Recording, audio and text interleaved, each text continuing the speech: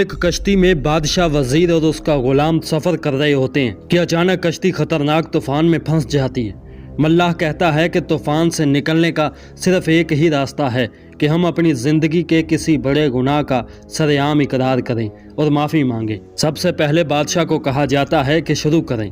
बादशाह कहता है कि मैं अक्सर वजीर को दूसरे सूबों के मामलात देखने को भेज देता था और मेरे वजीर की बीवी के साथ नाजायज़ तल्लुकात थे। मैं इसकी माफ़ी मांगता हूँ। वजीर ने कहा कि मैं घर के कामकाज के लिए गुलाम को दूध भेज देता था और मेरे गुलाम की बीवी के साथ नाजायज़ तल्लुकात थे। मैं इसकी माफ़ी मांगता हूँ। अब गुलाम से पूछा गया तो गुलाम ने कहा कि बादशाह और वजीर जब जंगों पर जाते थे तो कभी मुझे मलका बुला लेती थी और कभी वजीरनी।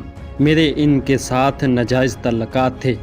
ये सुनते ही मल्लाह ने कश्ती से छलांग लगा दी कि ए पहन 14 दा टोलाए, इस कश्ती ने पार नहीं लगना। प्यारे दोस्तों, ये कश्ती वाली सूरत हाल पाकिस्तान की मिसाल है। यहाँ भी पहन 14 का टोला मुसल्लत है, इसलिए पाकिस्तान ने पार नहीं लगना।